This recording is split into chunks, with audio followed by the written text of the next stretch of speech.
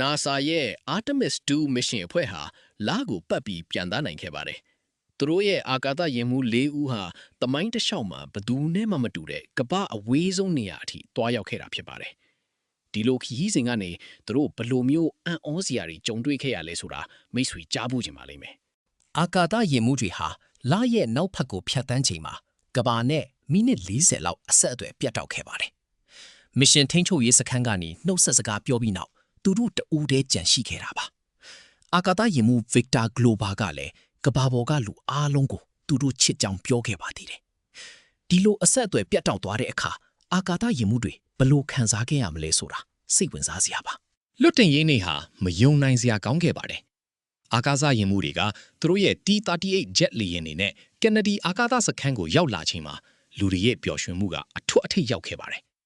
Chacha Blackwell Thompson လို launch director တွေကလည်းစိတ်လှုပ်ရှားစွာစောင့်မျှော်ခဲ့ကြပါတယ်။ထောင်ပေါင်းများစွာသောလူတွေဟာလွတ်တင်ရေးကိုကြည့်ရှုဖို့စုဝေးခဲ့ကြပြီး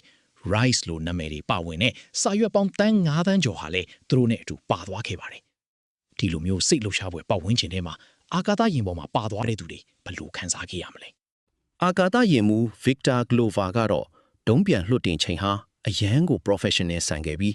သူ့ရဲ့ကလေးစိတ်ကတော့ပျော်ရွှင်စွာအော်ဟစ်ချင်ခဲ့တယ်လို့ပြောပါတယ်။ Jeremy Hansen အတွက်ကတဲ့ဒါပထမဆုံးအကြိမ်ဖြစ်ပြီးအံ့ဩစရာတွေနဲ့ပြည့်နှက်နေခဲ့ပါတယ်။သူတို့ဟာ10ရက်လောက်အိမ်အဖြစ်နေထိုင်ဖို့အာကာသယာဉ် integrity ကိုထူထောင်ခဲ့ရပါတယ်။အာကာသယာဉ်မှူး Christina Koch ကအရေးကြီးဆုံးကိရိယာလို့ပြောတဲ့အိမ်သားကိုလည်းပြဿနာရှင်းရပါသေးတယ်။ဒါ့အပြင်အာကာသယာဉ်ကိုကိုယ်တိုင်မောင်းနေတဲ့ပထမဆုံးလူအဖြစ် Victor Glover က Orion ကိုဦးဆောင်မောင်းနေခဲ့ပါတယ်။ ကဘာပတ်လန်းကို25နာရီလောက်ပတ်ပြီးနောက်အာကာသယာဉ်မှုတွေဟာလစီဦးတည်တဲ့ခရီးစဉ်ကိုစတင်ခဲ့ပါတယ်။9မိနစ်နဲ့စက္ကန့်90ကြာအင်ဂျင်ကိုမီးနှိုးပြီးလစီသွားဖို့လမ်းကြောင်းကိုချမှတ်ခဲ့တာပါ။သူတို့ဟာလကဘာနဲ့အနီးဆုံးရောက်ချိန်မှာအပိုလို13ရဲ့စံချိန်ကိုကျော်လွန်ပြီးကဘာကနေအဝေးဆုံးအထိရောက်ခဲ့တဲ့မှတ်တမ်းအသစ်ကိုတင်နိုင်ခဲ့ပါတယ်။အာကာသယာဉ်မှုတွေဟာလဘော်ကမနာမည်ရသေးတဲ့မီးတောင်ဝါနှစ်ခုကို integrity နဲ့ Carol ဆိုပြီးအမည်ပေးခဲ့ပါသေးတယ်။အာကာသယာဉ်မှုတွေဟာကဘာမှာမိနစ်ပိုင်းသာကြာလေရှိတဲ့နေချက်ချင်းကို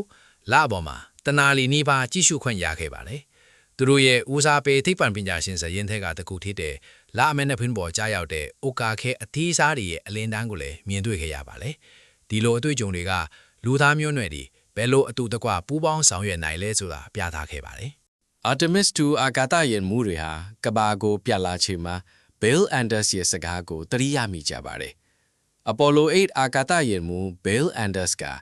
လကိုစူးစမ်းဖို့ဒီလောက်ဝေးတဲ့ခရီးကိုလာခဲ့ကြပြီမယ်အရေးကြီးဆုံးကကဘာကိုရှာဖွေတွေ့ရှိခဲ့ခြင်းပဲလို့ပြောခဲ့ပူပါတယ်။ Artemis 2 အခွဲ့ကလည်းသူတို့ဟာလူသားမျိုးနွယ်အားလုံးရဲ့ကိုယ်စားပြန်ထမ်းခဲ့တာလို့ပြောကြားခဲ့ပါတယ်။ကျွန်တော်တို့ဟာဘဲကလာတာပဲဖြစ်ဖြစ်တသားတည်းဖြစ်တယ်ဆိုတဲ့စီးလုံးညီညွတ်တဲ့သတင်းစကားကိုပေးခဲ့ပါတယ်။ဒီခရီးစဉ်ဟာနောက်လာမဲ့လူသားမျိုးနွယ်တွေအတွက်ပိုမိုကြီးမားတဲ့စူးစမ်းရှာဖွေမှုတွေရဲ့အစပဲရှိပါသေးတယ်။ဒီလိုစိတ်ဝင်စားစရာကောင်းတဲ့အာကာသခရီးစဉ်တွေအကြောင်းကိုထပ်မံသိရှိနိုင်ဖို့စောင့်မျှော်ကြည့်ရှုနိုင်ပါတယ်